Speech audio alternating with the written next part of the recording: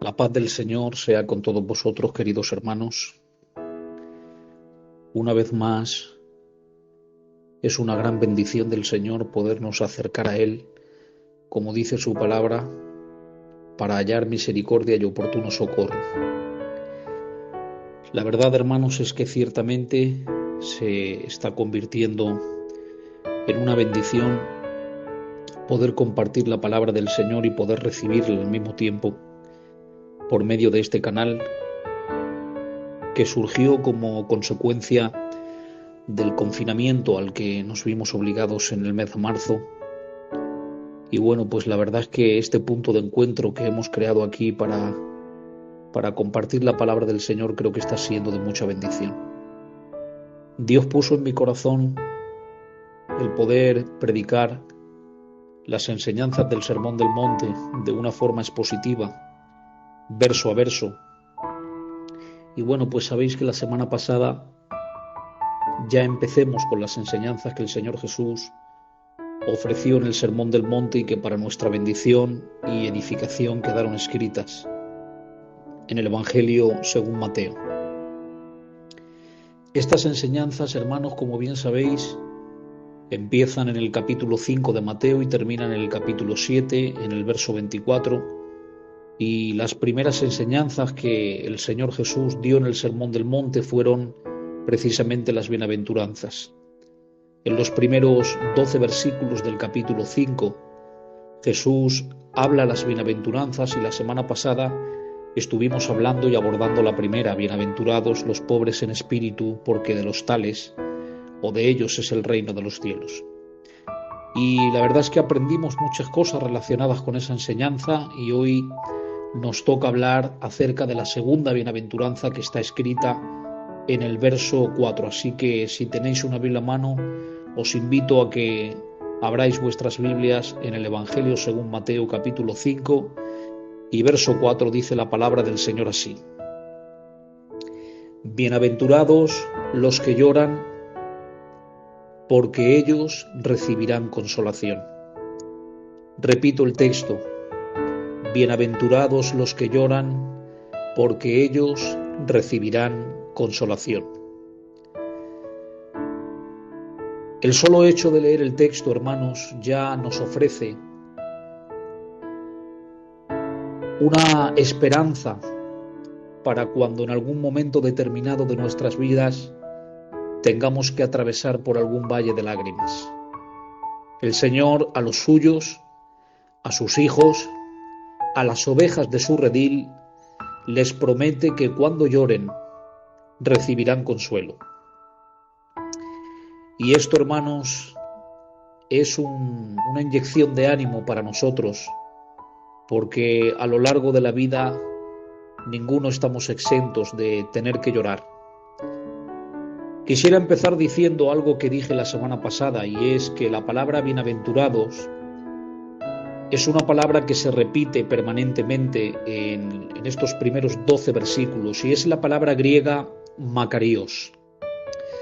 Esa palabra en el idioma griego koiné, que fue el idioma en el que se escribió el Nuevo Testamento, significa dichoso, significa feliz, y también se podría traducir como supremamente bendecido. Y fijaros bien, hermanos, que a mí llamaba curiosamente mi atención que lo que el Señor Jesús enseña aquí aparentemente, y digo aparentemente porque en realidad no es así, como veremos más adelante, aparentemente esto es como una paradoja, es algo contradictorio, es algo que aparentemente va contra la razón. Una paradoja, hermanos, es aquello que contradice a la lógica. Una paradoja en sí mismo es algo contradictorio, es algo que parece no tener sentido.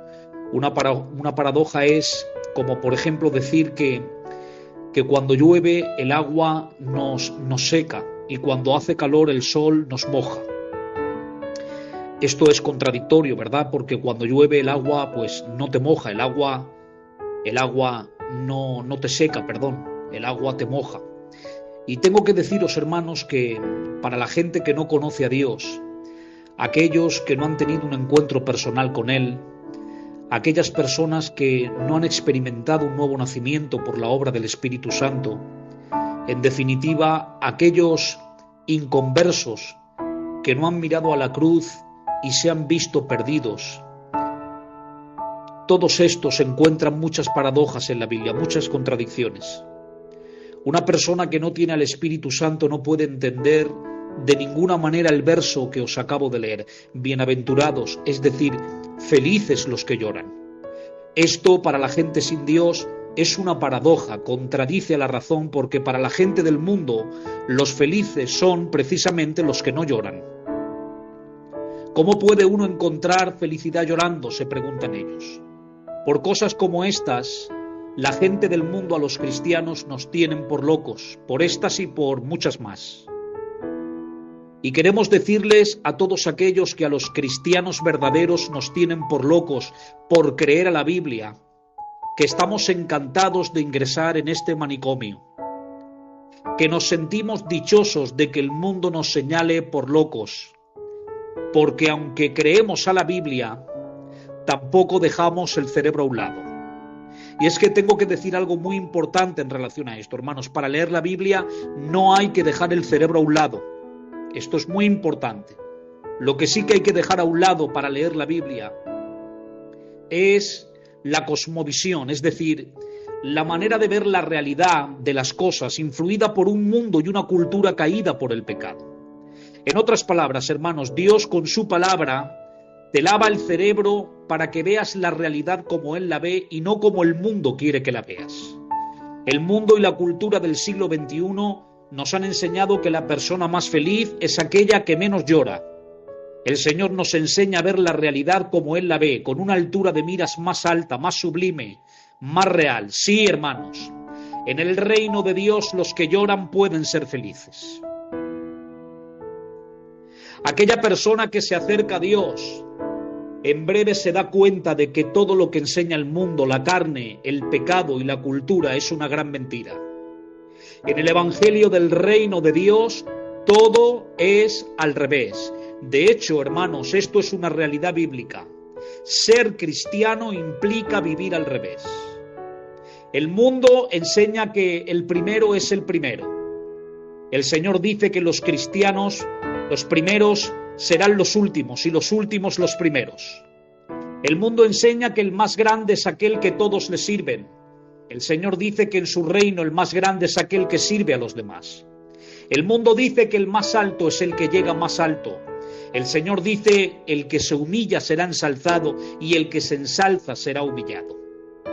Todas estas enseñanzas de poder percibir de alguna manera la realidad como Dios la ve, está al alcance de aquellos que tienen una mente espiritual. El apóstol Pablo le dijo a los corintios: pero el hombre natural, es decir, el inconverso, no percibe las cosas que son del Espíritu de Dios, porque para él son locura. ¿Lo veis?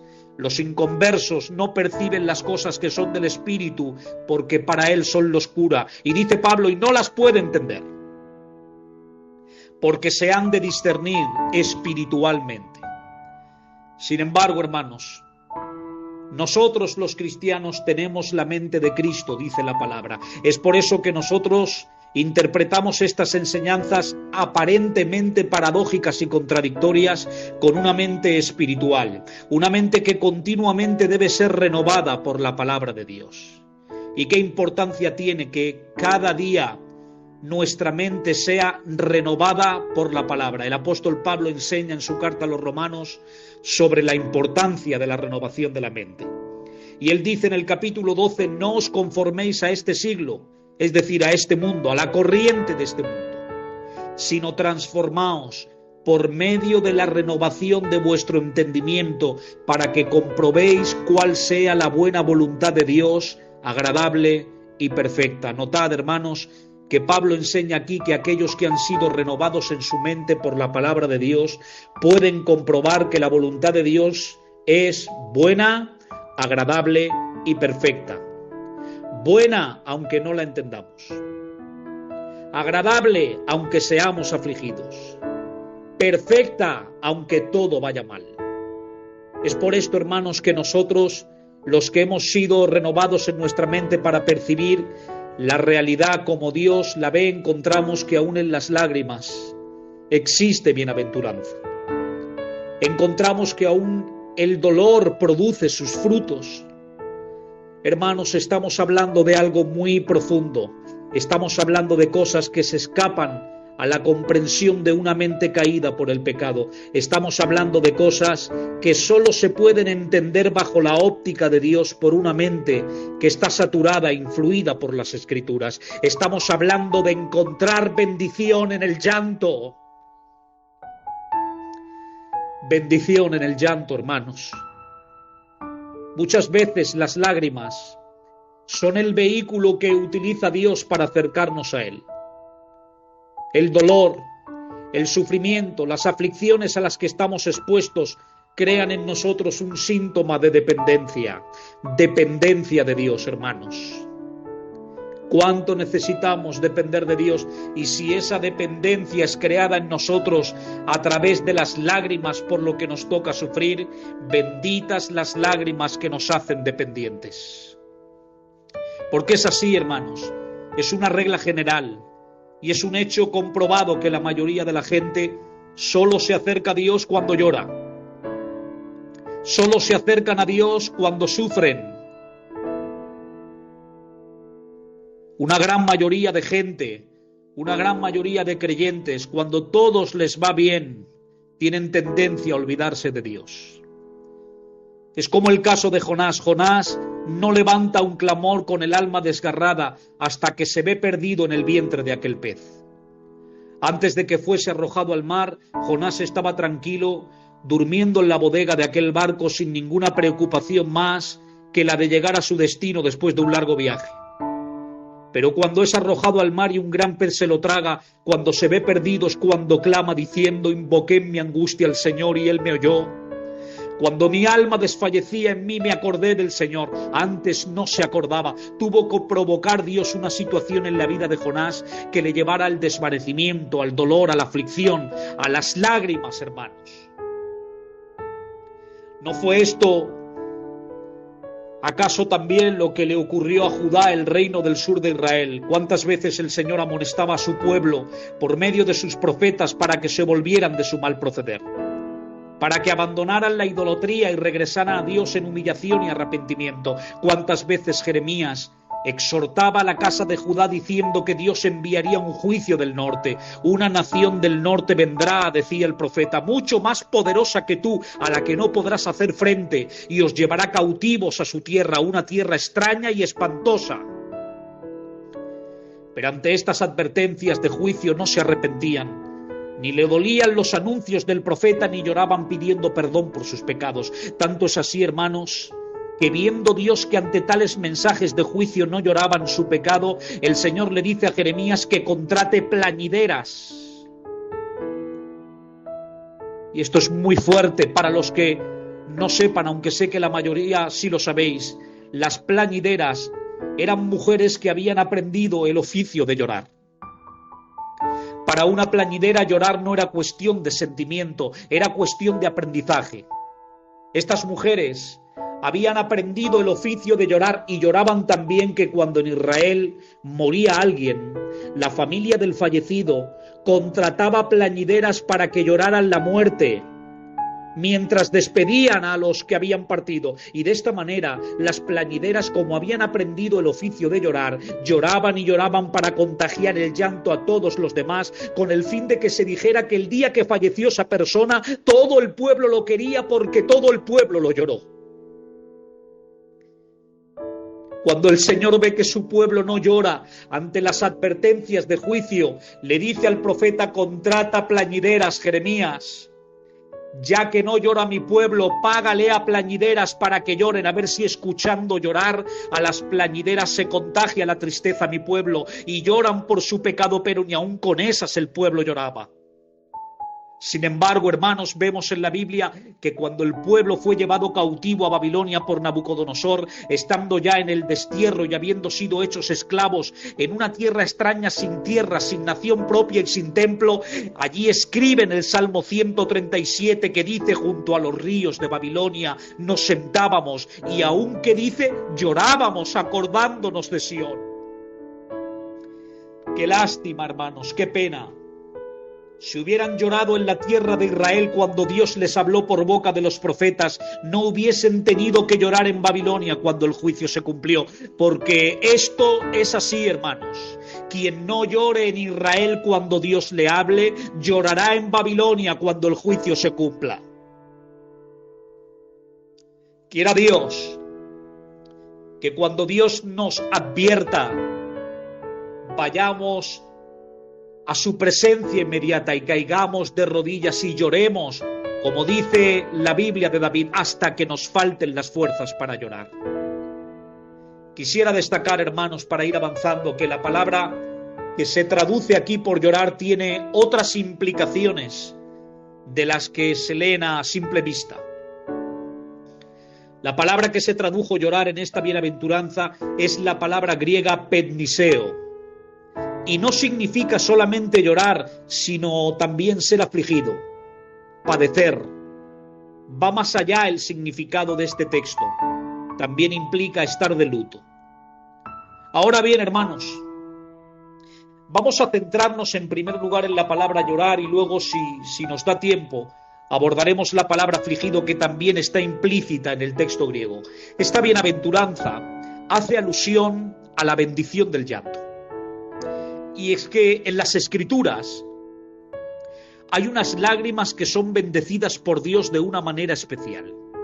De hecho, hermanos, la palabra llorar significa eso, derramar lágrimas por un sentimiento de tristeza, de dolor, de necesidad.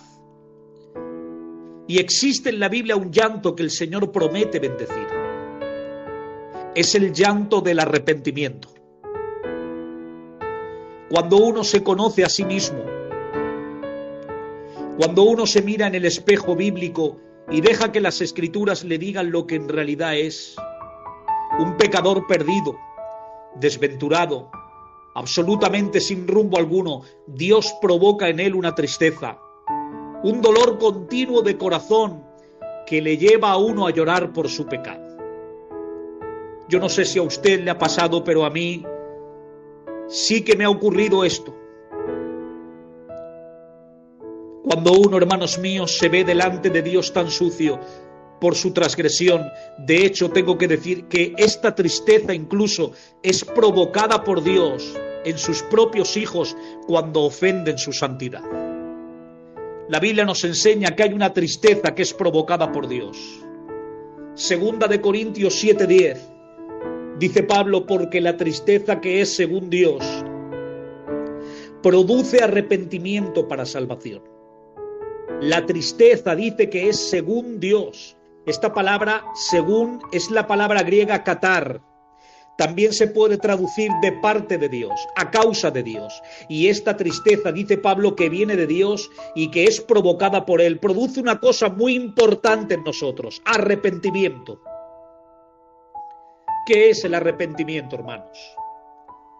El arrepentimiento, más que un sentimiento, es una vuelta a Dios. Es una conversión verdadera. A estos que lloran por su pecado y se vuelven a Dios, Jesucristo les dice: bienaventurados. Hermanos, podríamos probar esto bíblicamente con muchos ejemplos de hombres de Dios que encontraron la bienaventuranza del perdón en las lágrimas que derramaron por su pecado. David, hermanos, cuando cometió aquellos pecados tan terribles de adulterio y asesinato, escribió el Salmo 51 y el Salmo 32. Y esos salmos, escritos por David, reflejan el profundo arrepentimiento que tuvo y las lágrimas que derramó por haber ofendido a Dios. Exclama David diciendo palabras tales como: todas las noches inundo mi lecho de lágrimas. Fueron mis lágrimas mi pan de día y de noche. Y lo mismo podríamos decir del apóstol Pedro, de quien dice la Escritura que después de haber negado a Jesús 3 veces y de que el gallo cantara, salió y lloró amargamente.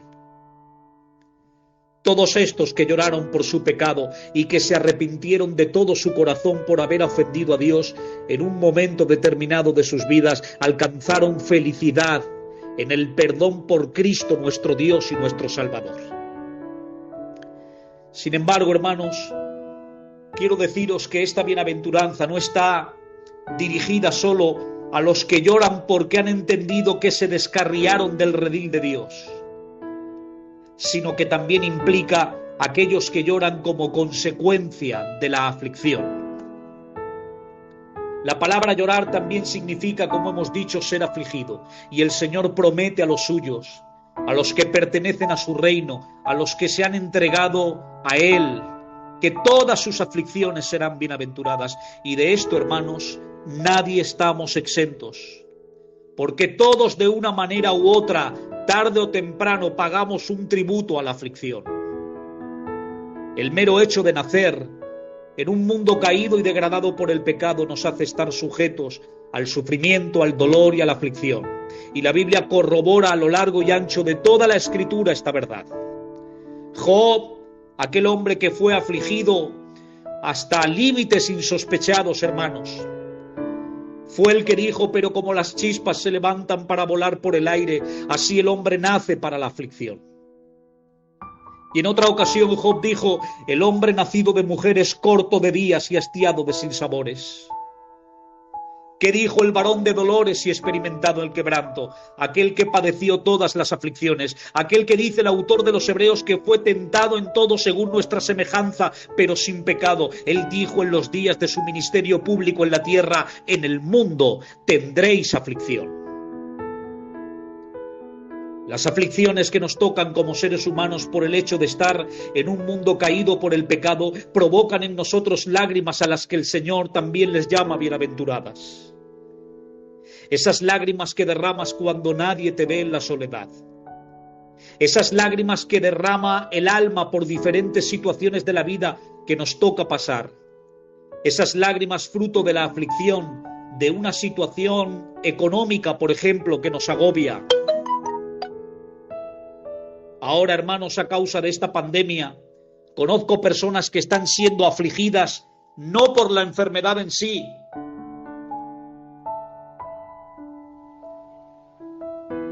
sino también están siendo afligidas por los daños colaterales que esta pandemia está provocando en cuanto a la economía.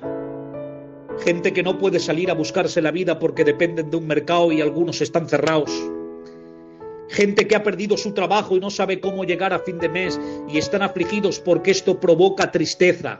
Este es un tiempo de aflicción, que no es la peor aflicción que podríamos sufrir, pero no deja de ser una aflicción que entristece a muchos. Hermanos, si hay alguien que me está escuchando al otro lado y está afligido por causa de esta pandemia o de cualquier otra situación, a ti te digo en el nombre del Señor lo que la Biblia dice: eres bienaventurado. Y no hablemos, hermanos, de aquellos que están siendo afligidos a causa de una enfermedad, bien sea el COVID-19 o cualquiera que vengan arrastrando, cualquier otra. La pérdida de la salud entristece, hermanos, y entristece mucho. Y aunque sabemos que a los que aman a Dios todas las cosas les ayudan a bien y que nada se escapa al control soberano de Dios, no podemos negar que todo esto nos aflige, nos entristece, nos apena, nos lleva a llorar. ¿Qué podríamos decir de todos aquellos que han sufrido pérdidas? Pérdidas temporales, porque si aquellos que se marcharon se abrazaron a la cruz y murieron con la fe puesta en el Señor Jesús, son pérdidas temporales. Pero cuánta gente hay afligida que se ha quedado aquí en la tierra porque algún ser querido se les adelantó en el camino. La palabra que se traduce en esta bienaventuranza llorar también significa en el texto griego eso, estar de luto. ¿Cuántos enlutados hay, hermanos, a día de hoy en nuestro pueblo por causa de esta pandemia? Gente fiel que han mantenido la bandera del Evangelio en alto y no han negado el nombre del Señor en ningún momento, y de la noche a la mañana se han visto de negro, sin poder despedirse de aquellos que han cruzado al otro lado del Jordán. A estos que lloran pérdidas y que aguardan la esperanza de la resurrección, el Señor Dios Todopoderoso les promete consuelo. Es por esto que el apóstol Pablo escribe a la iglesia de Tesalónica, donde habían sufrido pérdidas, y les consuela diciendo: no os entristezcáis como aquellos que no tienen esperanza, porque si creemos que Jesús murió y resucitó, también traerá Dios con Jesús a los que durmieron en él. Y finaliza diciendo Pablo: alentaos los unos a los otros con estas palabras, dando a entender que la esperanza cristiana de la resurrección es una inyección de aliento para aquellos que perdieron personas en el camino, personas que tenían puesta su fe en Cristo Jesús. Y para ir terminando, queridos hermanos, quiero hacer notar en el texto que hemos leído dónde está, a mi modo de ver, a mi juicio personal y humilde criterio, el secreto de esta bienaventuranza. ¿Por qué son felices, dichosos los que lloran? Os recuerdo lo que significa bienaventurados. Feliz, dichoso, supremamente bendecido. Pero ¿cómo podemos encontrar felicidad, dicha y bendición en las lágrimas? El secreto está en el mismo texto. La última palabra de esta bienaventuranza es el soporte para considerarte feliz y bendecido aun cuando lloras. Notar lo que dice: bienaventurados los que lloran, porque ellos recibirán consolación. Consolación. Esta palabra consolación es el secreto de la bienaventuranza. La palabra consolación, hermanos, es aquí la palabra griega parakaleo y significa un misterio. Parakaleo significa llamar cerca. Se podría traducir así: bienaventurados los que lloran, porque ellos serán llamados cerca. Es decir, hermanos, que aquellos que lloran son bienaventurados porque a través de las lágrimas Dios les llama a la cercanía con Él. Las lágrimas atraen la cercanía de la presencia de Dios. Es por eso que dice el Salmo 34:18: cercano está el Señor a los quebrantados de corazón, es decir, a los rotos, a los que están hechos pedazos, a los que lloran y gimen, a los afligidos. A estos el Señor, dice la Biblia, que está cercano, porque el quebranto, las lágrimas, el dolor, la aflicción de los hijos provoca la cercanía del Padre. Oh, queridos hermanos, si supiéramos la gloria que existe detrás del quebranto, oraríamos menos para ser bendecidos externamente y más para ser quebrantados en el interior. El quebranto atrae la presencia del Altísimo. Esta palabra griega parakaleo proviene de la palabra griega parácletos. No sé si te suena. Este es el término que se le atribuye al Espíritu Santo en el Evangelio de Juan capítulo 14. Jesús está despidiéndose de sus discípulos a pocos días de su muerte y de su resurrección y les dice: yo me voy a preparar morada para vosotros, pero yo rogaré al Padre y os dará otro consolador. Esta es una alusión al Espíritu Santo, a quien se le llama consolador, en griego parácletos. Y es cuando lloramos, hermanos, que somos consolados por la cercanía del Espíritu Santo. Es cuando lloramos que somos bienaventurados por el hecho de que nuestras lágrimas nos acercan a Dios, cuando entendemos que dependemos completamente de Él. Finalizo, queridos hermanos, con un texto que define a la perfección el consuelo que van a recibir un día los que lloran, y que define a la perfección el consuelo que recibiremos como consecuencia de haber llorado tanto en esta tierra. Esta consolación de todas las lágrimas que derramamos en la tierra llegará a ser completa y alcanzará su punto más alto en un estado futuro en la eternidad, cuando estemos con el Señor. Mirad qué texto. Apocalipsis 21:4: enjugará Dios toda lágrima de los ojos de ellos. Y ya no habrá muerte, ni habrá más llanto, ni clamor, ni dolor, porque las primeras cosas pasaron. Queridos hermanos, esto también va a pasar. Como tantas situaciones difíciles a las que nos hemos tenido que enfrentar y otras generaciones anteriores a nosotros a lo largo de toda la historia de la Iglesia se han enfrentado y han salido airosos de todas ellas, porque pusieron su mirada en el Señor. A todos aquellos que lloran, Dios les promete cercanía. A todos aquellos que lloran, Dios les promete consuelo. Y tengo que decir, hermanos míos, que Dios va a enjugar nuestras lágrimas un día.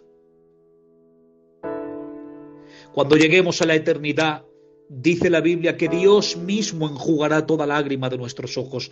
Ya no serán los pastores los que sequen tus lágrimas, ni los amigos, ni la familia. Dios mismo secará tus lágrimas y créeme, no hay nadie que sepa secar lágrimas como lo hace Él. Las caricias que el Señor nos da en medio de la tribulación son suficientes para consolar nuestras lágrimas. Hermanos míos, no sabemos cuándo vendrá el Señor. Lo que sí que os puedo decir es que el escenario político, social y moral está preparado para que el Señor aparezca en cualquier momento. Que todas estas cosas que están pasando nos lleven a reflexionar. Reflexionar sobre la brevedad de la vida. La vida, hermanos, es un suspiro. Los años pasan a una velocidad vertiginosa y tengo que deciros que el tiempo es un tren que pasa por todas las estaciones y no se detiene en ninguna. El tiempo, hermanos, es el bien más preciado del hombre. El dinero puede comprar muchas cosas, pero lo que no puede comprar es tiempo. Las agujas del reloj no se detienen para unos y siguen avanzando para otros. Por tanto, os invito a que este escenario mundial nos lleve a la reflexión cristiana, a poner nuestras vidas en orden continuamente delante del Señor, a someternos a un examen continuo en la presencia de Dios para ver cómo está nuestra vida con Él. El Señor viene, no sé cuándo, pero creo con todo el corazón que viene más pronto que tarde, hermanos. La Biblia nos hace una invitación a que pongamos nuestra mirada no en las cosas que se ven, sino en las que no se ven. Pablo dice, no miréis las cosas que se ven, sino las que no se ven, pues las cosas que se ven son temporales, pero las que no se ven son eternas. Amados santos de Dios, pongamos nuestra mirada en las cosas invisibles, las eternas, las que perduran. El camino de la vida cristiana es un camino que implica andar no por lo que ves, sino por lo que no ves. Como está escrito, el justo por la fe vivirá. Estamos en este mundo de paso, hermanos. Este mundo no es nuestro hogar. Te digo más, la casa en la que vives no es tu hogar. Es tu hogar temporal aquí en la tierra. Lo siento, aunque te esté costando horrores pagar la hipoteca, vas a terminar de pagarla para dejarla aquí. Porque tu hogar está al otro lado del Jordán, tu hogar está en la otra ribera. La Biblia dice que somos extranjeros y peregrinos en este mundo. Un extranjero es una persona que vive en una tierra pero pertenece a otra. Y nosotros los cristianos somos extranjeros porque vivimos en esta tierra pero pertenecemos a otra. La Biblia dice que somos peregrinos. ¿Saben, hermanos, lo que es un peregrino? Un peregrino es una persona que anda por tierras extrañas. Así somos los cristianos, caminamos, andamos por tierras extrañas, porque sí, hermanos, esta tierra es extraña para nosotros, debe ser extraña para nosotros. No te afinques aquí, no construyas una vida aquí, trabaja para vivir y no vivas para trabajar, y abrazaros a esta bienaventuranza estos días, que nos da una tremenda inyección de ánimo y nos ofrece esperanza para seguir caminando. Bienaventurados los que lloran, dice Dios, porque ellos recibirán consolación. Queridos hermanos, deseo que estas palabras hayan llegado a calar en algún corazón y que haya sido de edificación para todos aquellos que estáis escuchando al otro lado. Gracias por vuestra atención. Dios mediante, en la próxima intervención abordaremos la tercera bienaventuranza y deseo que el Espíritu Santo me siga utilizando para bendeciros como me está bendiciendo a mí estudiando estos días, estas bienaventuranzas y este sermón de la montaña de nuestro gran Dios y Salvador